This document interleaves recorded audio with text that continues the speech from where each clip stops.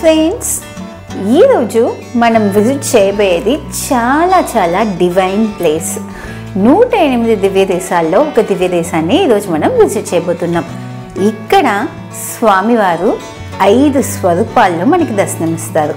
రంగనాథుడిగా, పార్థసారథి అంటే కృష్ణ స్వరూపంగా, ఇంకా గజేంద్ర వరద స్వరూపంగా, శ్రీరాముడిగా, అంతేకాకుండా యోగ నరసింహుడిగా. సో 5 స్వరూపాల్లో దర్శించుకుంటాం కాబట్టి ఈ ప్రాంతాన్ని పంచమూర్తి స్థలం అని కూడా అంటారు.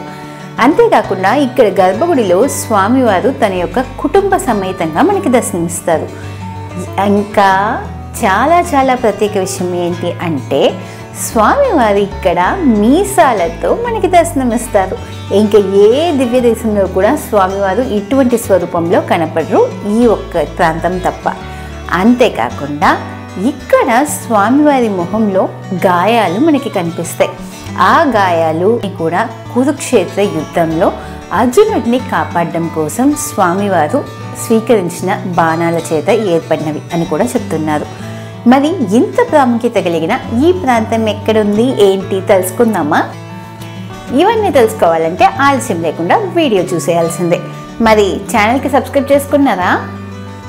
ఈరోజు ఇప్పుడు మనం ఉన్న ప్రాంతం అయితే చెన్నైలో ఉన్న ట్రిప్లికేన్ తిరువల్లికేణి అని పిలువబడే ప్రాంతంలో ఉన్నాం. ఇక్కడ ఉన్న పార్థసారథి స్వామి గుడిలోకే వెళ్ళబోతున్నాం. మనకి ఎంట్రన్స్లో గోపురం పక్కనే కనిపిస్తుంది కదా, ఆ పార్థసారథిగా అంటే అర్జునుడికి రథ సారథిగా స్వామివారు ఆ రథాన్ని నడిపిన ఆ యొక్క ఘట్టాన్ని అలానే స్కల్ప్ట్ చేసి ఉంచారు. సో ఈ గుడి చరిత్ర అక్కడున్న ఆ పిక్చర్ని చూస్తే అందరికీ తెలిసిపోతుంది. గర్భగుడిలో స్వామివారు మనిష స్వరూపం అంటే కృష్ణ స్వరూపంలో 2 కరాలతోనే దర్శనమిస్తాడు, అంటే 2 చేతులతో. సో 9 అడుగుల ఎత్తైన స్వరూపంలో పార్థసారథిగా కొలువై ఉన్నారు. కురుక్షేత్ర యుద్ధంలో రథసారథిగా చాలా ధైర్యాన్ని, వీర సాహసాలని చూపించడం కోసం స్వామివారు మీసాలని ధరించినట్టుగాను, ఆ స్వరూపంలోనే ఈ ఆలయంలో కొలువైనట్టుగాను తెలుస్తోంది. గుడికి దగ్గరలో కోనేరు చూసాం కదా, సో ఆ కోనేరు దాటుకుని అలా వస్తే మనకి బయట గోపురం, ఇంకా మహాభారత కురుక్షేత్ర యుద్ధ ఘట్టం అవి కనిపిస్తాయి. ఇంకా లోపలికి వస్తే పార్కింగ్ దాటుకుని లోపలికి వస్తే మనకి ఎంట్రన్స్లో ఇక్కడ మండపం, ఈ మండపం దాటుకుని లోపలికి వెళ్ళాల్సి ఉంటుంది. ఇంకా నెక్స్ట్ లోపలికి వెళ్తే ధ్వజస్తంభం, బలిపీఠం. గుడి అయితే 3 ప్రాకారాలుగా లోపలికి వెళ్ళి దర్శించుకోవాల్సి ఉంటుంది.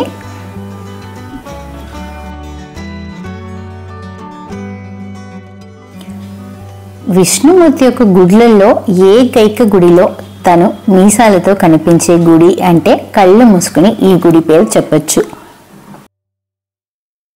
ఎంతో మంది కర్ణాటక సంగీతం తెలిసిన కవులు కావచ్చు, ఇంకా తమిళ కవైన భారతీయార్ కావచ్చు, అందరూ కూడా ఈ స్వామి గురించి ఎన్నో కీర్తనలు పాడినట్టుగా తెలుస్తోంది.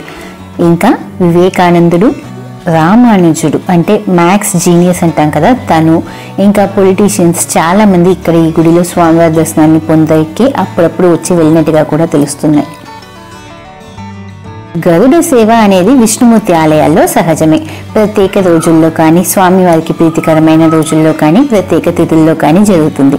కానీ ఈ గుడిలో నిత్యము జరుగుతుంది. అది ఎలా సాధ్యం అనుకుంటే గజేంద్ర వరద స్వరూపంగా కొలువై ఉన్న స్వామివారిని దర్శించుకుంటే సాధ్యమే.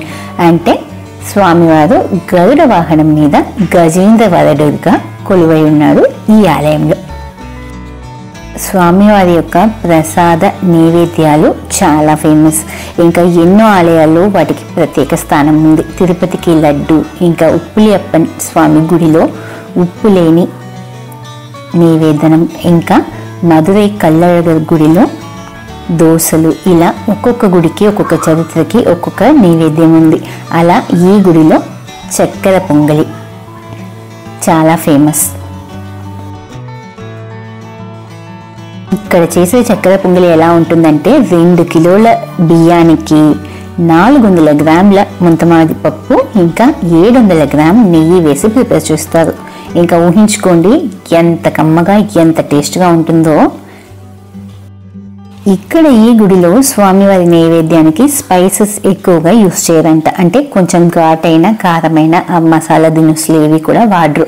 ఎందుకంటే ఆ యుద్ధంలో స్వామివారికి గాయాలు ఏర్పడ్డాయి కదా, సో ఆ కారంగా ఏవైనా వండినప్పుడు కానీ నైవేద్యం పెట్టినప్పుడు కానీ స్వామివారికి ఆ మొహం మీద ఉన్న గాయాల్లో ఇంకా మంట పుడతాయి కాబట్టి అటువంటివి ఏవి ఈ గుడిలో వాడకుండా నిషేధించారంట. ఇప్పుడు ఇంత బ్రహ్మాండంగా ఉండే ఆలయం ఒకప్పుడు తులసి వనంగా ఉండేదంట. పల్లవ రాజులు ఇంకా చోళ రాజులే ఈ గుడి యొక్క నిర్మాణం కానీ రెనోవేషన్స్ కానీ ఇవన్నీ చేపట్టినట్టుగా తెలుస్తోంది.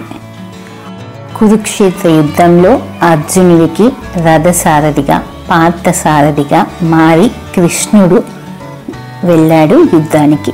అక్కడ భీష్ముడు వేసిన బాణాలన్నిట్లో నుంచి అర్జునుడిని కాపాడడం కోసం అన్ని బాణాలని కృష్ణుడే స్వీకరించాడు. అప్పుడు ఏర్పడిన గాయాలు ముఖం మీద ఇప్పటి వరకు కూడా ఉన్నాయి. స్వామివారిని వెళ్ళి దర్శించుకునేటప్పుడు ముఖం మీద ప్రత్యేకించి గమనించండి. ఇక్కడ పెట్టే నైవేద్యంలో ఎక్కువగా నెయ్యి ఉండడానికి కారణం కూడా ఆ నెయ్యి గాయాలని మాన్పించడానికి యూస్ అవుతుంది అని చెప్పి అంట. గుడి యొక్క ప్రాకారంలో మధ్యలో చాలా క్యూట్గా కృష్ణుడు ఇక్కడ ఇలా ఓపెన్ స్పేస్లో కొలువై ఉన్నాడు. ఇక్కడికి వచ్చి స్వామివారి ముఖం మీద ఉన్న గాయాలను చూసి భక్తులైన మనం తెలుసుకోవాల్సింది ఏంటి అంటే అందం అనేది జస్ట్ ఇలా వచ్చి అలా వెళ్ళిపోయే ఒక స్టేజ్ అంతే, కానీ దాన్ని బట్టి మనం ఏమీ చేయలేము అనేది గ్రహించాలి. గుడిలో ఆండాళ్ళ అమ్మవారు విడిగా ఒక ప్రాంగణంలో ఉన్నారు. ఇంకా వేదవల్లిగా మహాలక్ష్మి అమ్మవారు కూడా విడిగా మరొక ప్రాంగణంలో మనకి దర్శనమిస్తారు. ఇక్కడ చూసారా ఇన్స్క్రిప్షన్స్, ఆ రాక్ మాన్యుమెంట్ అనేది తెలుగులో రాసింది. బృహ మహర్షి స్వామివారి కోసం కఠిన తపస్సు చేశారంట. అంటే స్వామివారు తనకి అల్లుడుగా రావాలి అని చెప్పి.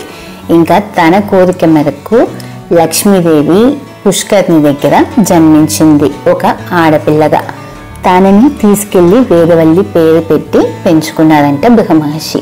ఇంకా తనకి కళ్యాణ వయస్సు వచ్చినప్పుడు రంగనాథ స్వామి బృహ మహర్షి దగ్గరికి వచ్చి తనని పెళ్లి చేసుకుంటా అని చెప్పి మాట్లాడి కళ్యాణం చేసుకున్నట్టుగా తెలుస్తోంది. అందుకు గుర్తుగానే ఈ గుడిలో రంగనాథ స్వామికి కూడా ఒక ప్రాంగణం ఉంది.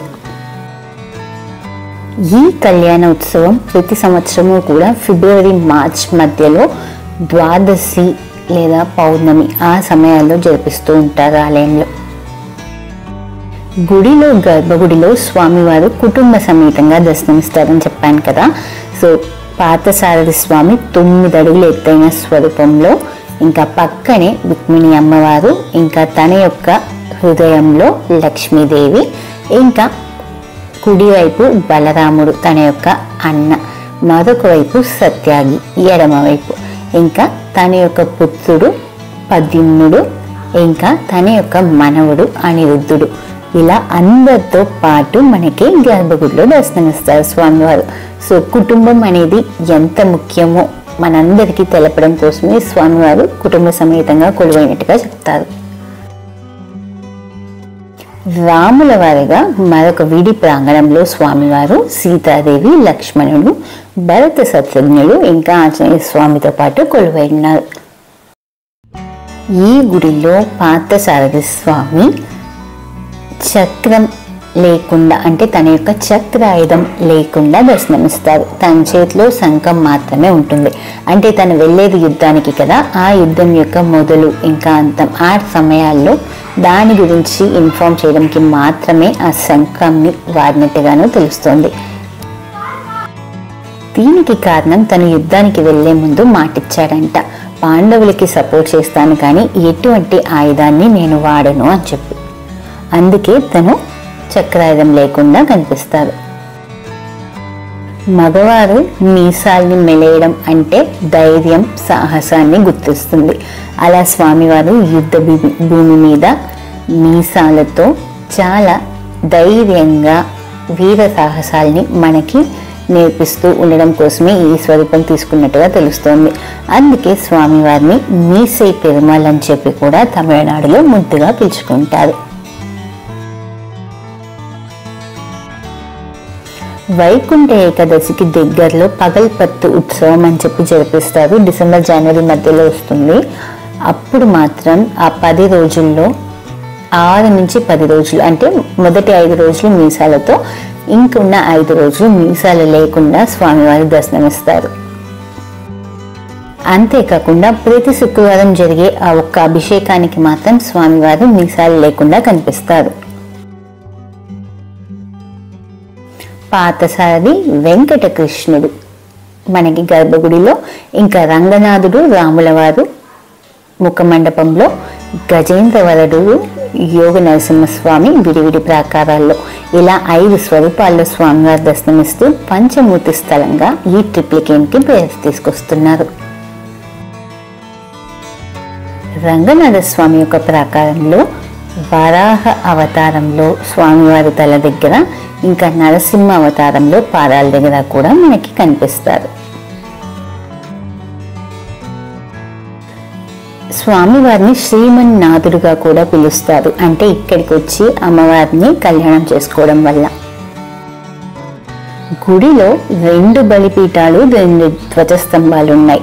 అంటే ఒకటి వెంకటకృష్ణుడు పార్థసారథి స్వామివారి యొక్క ప్రాంగణానికి ముందుగా, అంటే గుడి యొక్క మరొక ఎంట్రన్స్. ఇప్పుడు మనం ఉన్నది వెనుకున్న ఇంకొక ఎంట్రన్స్. ఇక్కడ యోగ నరసింహస్వామి యొక్క ప్రాంగణం ఉంది. దానికి నేరెదురుగా మనకి ధ్వజస్తంభం కనిపిస్తుంది. సో 2 ఎంట్రన్స్లో ఒకవైపు ఇంకో ధ్వజస్తంభం, మరొక వైపు ఇంకోటి. యోగ నరసింహస్వామి యొక్క ప్రాంగణంలో తలుపుల్ని గమనించినట్లయితే ఆ తలుపులకి గంటలు అనేవి ఉంటాయి. కానీ ఆ గంట లోపలున్న ఆ చిన్న శబ్దం చేసే నాలుక లాంటి ఆ స్ట్రక్చర్ అయితే కనిపించదు ఏ ఒక్క గంటకి కూడా. అంటే యోగ నరసింహస్వామి యొక్క ఆ యోగ నిద్రని ఏ శబ్దము డిస్టర్బ్ చేయకూడదు అని చెప్పి ఇటువంటివి అయితే పెట్టారు. ఇంకా జస్ట్ ఆ గంటలు అనేవి షోకి మాత్రమే ఉంటాయి, శబ్దానికి పనికిరావు. దివ్య ప్రబంధం అనే గ్రంథంలో ఈ గుడి గురించి ఎన్నో రెఫరెన్సెస్ అయితే ఉన్నాయి. ఈ గుడిలో ప్రతి శనివారము కూడా చాలా ప్రత్యేక పూజలు జరుగుతాయి. ఇంకా భక్తుల రద్దీ ఎక్కువగా ఉంటుంది. ఇంకా వైకుంఠ ఏకాదశి నాడు ఈ గుడి ఆలయ దర్శనం కోసం వచ్చారనుకోండి, రోడ్డు నుంచి క్యూ ఉంటుందన్నమాట. చాలా భక్తుల రద్దీ ఎక్కువగా ఉంటుంది. దాదాపు 4000 కీర్తనలు స్వామివారికి పాడి పూజలు అనేవి చేస్తూ ఉంటారు ఆ రోజు. ఎంట్రన్స్లో ఈ గుడి యొక్క కోనేరు చూసాం కదా, ఆ కోనేటిలో 5 బావిలు ఉన్నాయంట. ఇక్కడ ఆ కోనేటి నీరు గంగా నది కన్నా చాలా పునీతమైన నీరుగా చెప్తారు. ఈ గుడిలో యోగ నరసింహస్వామికి ప్రత్యేక స్థానం ఉంది. ప్రతిరోజు కూడా మొదటి నైవేద్యం అనేది యోగ నరసింహస్వామికే పెడతారంట. ఆ తర్వాతే పార్థసారథి స్వామికి. కురుక్షేత్ర యుద్ధం జరిగింది ఎక్కడో కదా, మళ్ళీ అటువంటి స్వరూపంలో స్వామివారు ఈ ప్రాంతంలో కొలువడానికి కారణం ఏంటి అని చూస్తే, అప్పట్లో ఈ ప్రాంతాన్ని పరిపాలిస్తున్న రాజు సముద్రరాజు అనేవారంట. తాను పరమ విష్ణు భక్తుడు. తనకి స్వామివారిని ఆ యుద్ధ ఘటనలో రథసారథిగా ఉన్న ఆ స్వరూపంలో చూడాలని చాలా ఆశంట. సో తను కట్టిన తపస్సులన్నీ చేసి స్వామివారికి ప్రీతికరంగా సేవలన్నీ చేశాడు. ఇంకా స్వామివారు కూడా తన కోసమే ఇక్కడ అటువంటి స్వరూపంలో ప్రత్యక్షమయ్యాడంట. అప్పుడు రాజు వేడుకున్నాడంట, ఈ ప్రాంతంలో నువ్వు ఇలానే కొలువయ్యి భక్తులకి నువ్వు ఆపద మొక్కుల్ని తీర్చేవాడు కావాలి స్వామి అని చెప్పి. సో తనకి మాట ఇచ్చినందువల్లే స్వామివారు ఇక్కడ ఇలా కొలువయ్యారంట. మరి ఇప్పుడు మనం చూసినట్లయితే స్వామివారి యొక్క పాదాలు. ప్రతి ఒక్కరూ కూడా స్వామివారిని గర్భగుడిలో తాకి పూజించలేరు. ఇంకా స్వామివారిని తాకడానికి ఎవరికి పర్మిషన్ ఉండదు కాబట్టి ఇక్కడ స్వామివారి యొక్క పాదాలను అయితే ఉంచారు. ఇక్కడైతే ప్రతి ఒక్కరూ కూడా పూలు పెట్టడం, కుంకుమ పసుపు అటువంటివి పెట్టడం, తాకి మొక్కుకోవడం ఇటువంటివన్నీ కూడా చేయొచ్చు. గుడి అయితే చాలా పీస్ఫుల్గా బ్రహ్మాండంగా ఉంది. ఇంకా గుడిలో ఉన్న ఒక్కొక్క మండపాలు, ఆ మండపాల్లో ఉన్న ఆ స్తంభాలు, ఆ ప్రతి ఒక్క స్తంభంలో ఉన్న చిన్న స్వామివారి యొక్క స్వరూపాలు అన్నీ కూడా చాలా పర్ఫెక్ట్, పిక్చర్ పర్ఫెక్ట్, ఫైన్ అంటారు కదా, అలా ఉన్నాయి. ఇంకా ఈ గుడిలోకి వస్తేనే ఒక పాజిటివ్ వైబ్రేషన్, ఇంకా ఆ డివైన్ ఫీల్ అనేది ప్రతి ఒక్కరికి కలుగుతుంది. చాలామంది చెన్నై అంటేనే చెన్నై బీచ్, ఇంకా బీచ్లో ఉన్న పాత సీఎంస్ ఎవరైతే ఉన్నారో వాళ్ళ యొక్క సమాధులు, ఇంకా వాళ్ళ యొక్క మ్యూజియంస్, వీటిని మాత్రం చూసి వెళ్ళిపోతున్నారు. చాలామంది ఇక్కడున్న చారిత్రాత్మక చిహ్నాల్ని మర్చిపోతున్నారు. ఇంకా అతి పురాతనమైన ఎంతో ప్రాముఖ్యత కలిగిన ఈ గుడిని కూడా మిస్ అవుతున్నారు. సో మీరు ఈసారి చెన్నై ట్రిప్ ప్లాన్ చేసుకుంటే తప్పకుండా మీ ఐటినరీలో ఈ గుడిని యాడ్ చేసుకోండి. ఇప్పుడు మీకు లెఫ్ట్ సైడ్ అక్కడ కనిపిస్తుంది కదా, అది వైకుంఠ ఏకాదశి నాడు తెరిచే ఆ వాకిలి, వైకుంఠ ద్వారం. ఇంకా గుడిలో స్వామివారి దర్శనం అయిపోయింది. మొత్తం కూడా ప్రాకారం అంతా ప్రదక్షిణ చేసిన తర్వాత ఇక్కడ మండపంలో లక్ష్మీదేవి అమ్మవారికి ప్రత్యేకంగా పూజలు చేస్తున్నారు. సో మండపంలో అమ్మవారిని దర్శించుకోవడం కోసం వచ్చాము. ఇక్కడ ఈ నటుడిని అయితే చూసాము. తను చాలా సినిమాస్లో విలన్గా, అలా ఫ్రెండ్ క్యారెక్టర్గా చూశాను, కానీ దాని పేరు అయితే నాకు స్ట్రైక్ అవ్వట్లేదు. మీకు తెలిస్తే తప్పకుండా కమెంట్ సెక్షన్లో తెలియచేయండి. కానీ తను ఒక నటుడు అన్నది కూడా ఎవరు పట్టించుకోలేదు. గుడిలో చాలా క్యాజువల్గానే ఉన్నారు అందరూ కూడా. ఇక్కడ లక్ష్మీదేవి యొక్క ఆ ఉత్సవ స్వరూపాన్ని దర్శించుకున్న తర్వాత ఇంకా గుడి నుంచి మేము కూడా రిటర్న్ బయలుదేరాము. మేమైతే ఒక్కసారి ఆ వైకుంఠ ఏకాదశి నాడు ఈ గుడికి వచ్చామండి. Full crowd. ఇంకా ప్రతి ఒక్కరు మధ్యలో recommendation letters, MLA MP recommendation అంటూ, వీళ్ళు తెలుసు వాళ్ళు తెలుసు అంటూ రికమెండేషన్ లెటర్స్ తీసుకుని వచ్చేసారు. క్యూస్, స్పెషల్ దర్శనం, విఐపి దర్శనం, ఇంకా ఫ్రీ దర్శనం, ఏ క్యూస్ కదలట్లేదు. కానీ రికమెండేషన్లో వచ్చిన వాళ్ళందరూ మాత్రం అలా వెళ్ళి దర్శించుకుని వెళ్ళిపోతున్నారు. ఇంకా మాకైతే ఇంకా క్యూలో నిలబడ్డం ఓకే, కానీ క్యూతో పాటు అలా మనం వెళ్తే ఓకే. ఇంకా మధ్యలో వచ్చిన వారందరూ అలా వచ్చి అలా వెళ్ళిపోతుంటే మనం మాత్రం క్యూలో గంటల తరబడి నిలిస్తే ఎలా ఉంటుంది చెప్పండి. ఆ ఫీలింగ్ అయితే మాకైతే చాలా సాడ్గా అనిపించింది. మీకు అటువంటి ఎక్స్పీరియన్స్ ఏమైనా ఉంటే కమెంట్ సెక్షన్లో తెలియజేయండి. సరే, ఇంకా గుడి దర్శనం మొత్తం చూసుకుని బయటకు వచ్చేసాము. బయటకు వచ్చిన తర్వాత గోమాత దర్శనం చేసుకున్నాము. ఆ తర్వాత మా ఇంటికి రిటర్న్ బయలుదేరేసాము. మరి మీరు ఎప్పుడైనా ఈ గుడికి వచ్చారా? ఈ గుడిలో మీ ఎక్స్పీరియన్స్ ఏంటి అనేది కూడా మాతో కమెంట్ సెక్షన్లో తెలియజేసుకోండి. ఇంకా ఈ గుడి యొక్క ఈ దర్శనం అనేది మీకు ఈ వీడియో ద్వారా మేము తెలియజేసుకోవడంలో మాకైతే ఎంతో ఆనందం కలుగుతుంది. మరి ఈ వీడియో నచ్చినట్లయితే తప్పకుండా లైక్ చేయండి. మీ ఫ్రెండ్స్కి నచ్చితే తప్పకుండా వాళ్ళతో షేర్ చేసుకోండి. అంతేకాకుండా మన ఛానల్కి ఇంతవరకు మీరు సబ్స్క్రైబ్ చేసుకోకుండా వీడియో చూస్తున్నట్లయితే తక్షణమే సబ్స్క్రైబ్ చేసుకుని పక్కనున్న బెల్ బటన్ని క్లిక్ చేసుకోండి. ఇలా వీడియోస్ వేస్తే మీకు అలా నోటిఫికేషన్స్ వచ్చేస్తాయి. ఎన్నెన్నో అద్భుతమైన వీడియోలు ఉన్నాయి మన ఛానల్లో, వాటిని కూడా టైం ఉన్నప్పుడు చెక్ చేసుకోండి.